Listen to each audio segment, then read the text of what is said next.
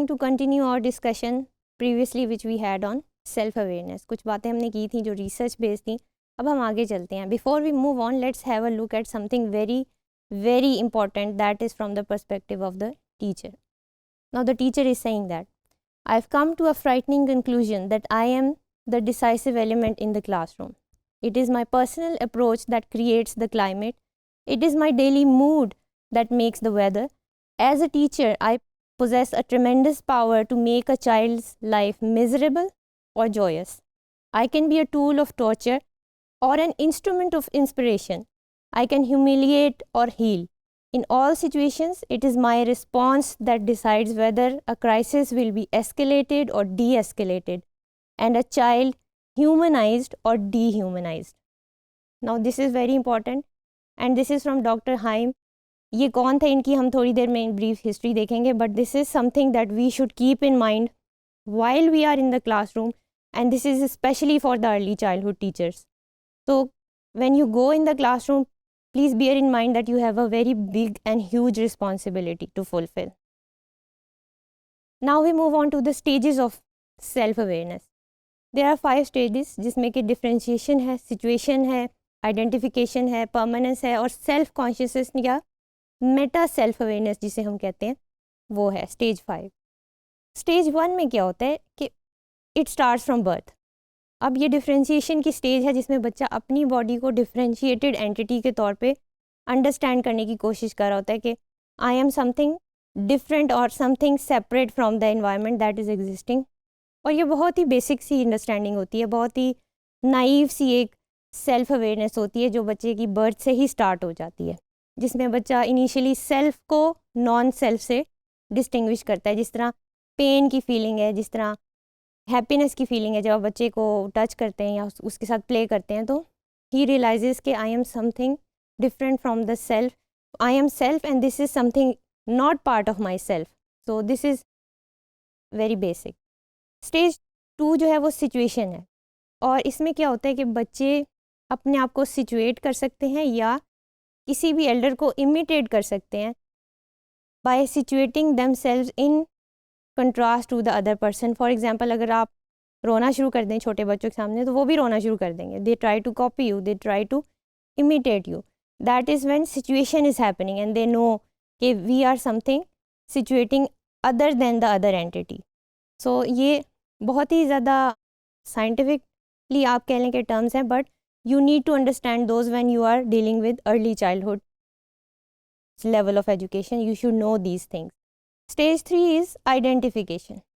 Now identification में क्या होता है कि बच्चा अपने आप को आइडेंटिफाई कर सकता है एक रोज टेस्ट के थ्रू. और ये रोज टेस्ट जो है वो 1970 में एक मेजर बनाया गया था सेल्फ कॉन्सेप्ट का, जिसमें उन्होंने क्या किया था कि एक मिरर, जैसे अभी मिरर की पहले बात हुई है, अब ये उसी के रिसर्च की बात हो रही थी. उन्होंने एक मिरर जो है वो स्टैंड किया था और उसके अगेंस्ट में जो छोटे बच्चे या टॉडलर कह लें या लेट्स से कि जो अभी हार्डली दे कैन क्रॉल, इस तरह के बच्चों के साथ ये एक्सपेरिमेंट किया गया था. And a red spot was put on their forehead और देयर नोज़ और देयर चीक समवेयर, कहीं भी, and the child was left to play in front of the mirror. अब क्या है कि ये ऑब्जर्व किया गया कि बच्चे ने कुछ देर बाद मिरर में देखना शुरू किया and he notices something very odd. और उसने अगर तो अपना हाथ जो है वो उस स्पॉट के ऊपर खुद से नहीं रखा, यानी कि अपनी उंगली को अपने चीक पे या अपने फोरहेड पे नहीं रखा, बल्कि मिरर के ऊपर रखा है, it means the self awareness concept is not yet there. लेकिन अगर उसका हैंड जो है वो अपनी तरफ जाता है मिरर को देख के, इट मीन्स के the child is at a level of self awareness और वो अभी डिवेलप हो रही है and it is in a very good position. So ये एक रोज टेस्ट था जो कि डिज़ाइन किया गया और ये अभी भी यूज़ किया जाता है for identifying where the baby's self awareness development is going. Now stage 3 is identification. उसके 3 लेवल्स हैं.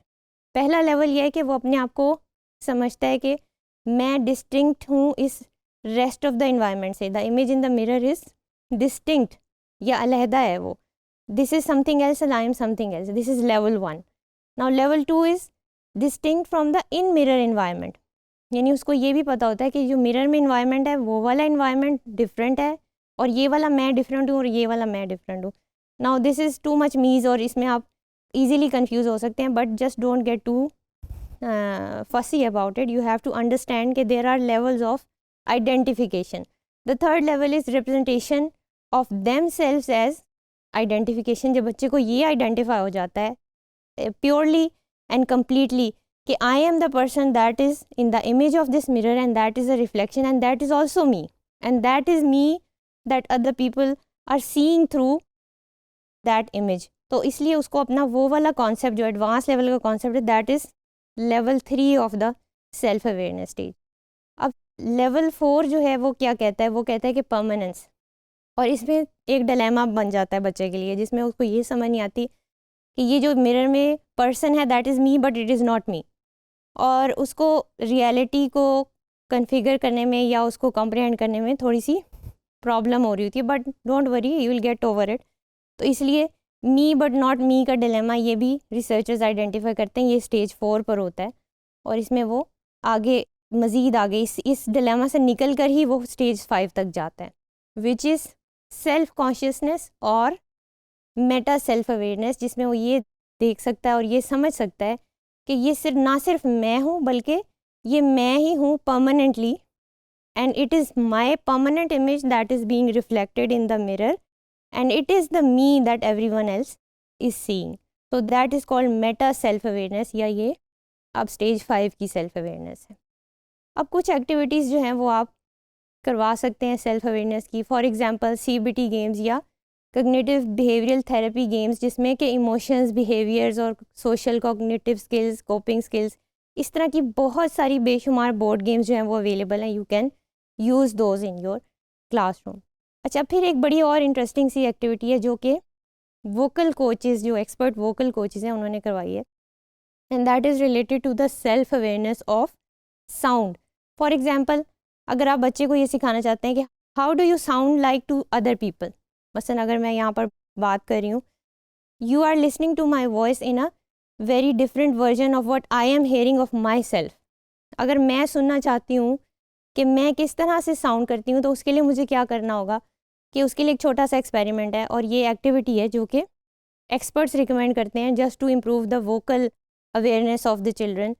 कि आप क्या करें कि अपने दोनों हैंड्स लेके और दोनों हैंड्स को इस तरह से कानों के पास रखें, और या हैंड्स नहीं तो आप अपने कार्डबोर्ड को इस तरह का ले लें सॉफ्ट सा जिसके थ्रू आप ये अपने कानों को ब्लॉक कर लें. इससे क्या होता है कि when we speak we are making a vibrations through our vocal cords जो कि हमारे थ्रोट के अंदर हैं, और वो vibration they travel through your cheek and then go into your ear, but that is not the sound which the person in front of you is hearing, that is the sound which you are hearing of your self. तो लिहाजा अगर आप सुनना चाहते हैं कि आप किस तरह साउंड करते हैं, आप अपने हैंड्स को, ईयर्स को ऐसे कवर करें and then you will sound different to yourself, and that is actually how you sound to the other people or other person around you. So this is an interesting activity और बच्चे बहुत enjoy करते हैं इस activity को. So do that. Letter to my future self हो सकता है, life story हो सकती है, what makes me unique, इसका पोस्टर आप बनवा सकते हैं बच्चों से या खुद बना के स्टिकर्स यूज़ कर सकते हैं. Write self compliments, you can do those. Now these are Moody's, और ये Moody's कैरेक्टर्स ये उसी इमोशनल ABCs के हैं जो उसकी एक वर्कशीट है जिसमें आप देख सकते हैं कि एक कैरेक्टर है जो उसका अभी सिर्फ आइज़ और नोज़ बने हुए हैं, उसका माउथ नहीं बना हुआ, और एक पीछे सिचुएशन दी हुई है और लिखा हुआ है फिनिश द पिक्चर, और नीचे लिखें कि मूडी को कैसा फील हो रहा है. और इसी तरह लास्ट पिक्चर में मूडी जो है वो अपने लेसेस टाई कर रहा है. How do you think the Moody is feeling? May be the Moody is feeling frustrated because he can not tie the shoe laces. तो इसलिए सिचुएशंस प्रोवाइड करना बच्चों को ताकि वो इमोशन को आइडेंटिफाई कर सकें, that is also a step towards self awareness. Healthy self awareness क्यों ज़रूरी है? ये बच्चों की इमोशनल वेलनेस के लिए, सेल्फ इस्टीम के लिए, who they are, how they react to the environment, what they do. और क्यों ये सारा कुछ हम सिखा रहे हैं बच्चों को? Because we want them to improve themselves as students, as individuals and as successful people in their life. फिर क्या है कि रिसर्च ये भी बताती है कि जो सेल्फ अवेयर लोग होते हैं they have a fundamental belief and that belief is on their ability to achieve a goal. जो लोग सेल्फ अवेयर नहीं होते they have the lack of ability to achieve a certain goal and they can, उनका जो success rate है that is very comparatively low as compare to those जिनका develop हुआ होता है.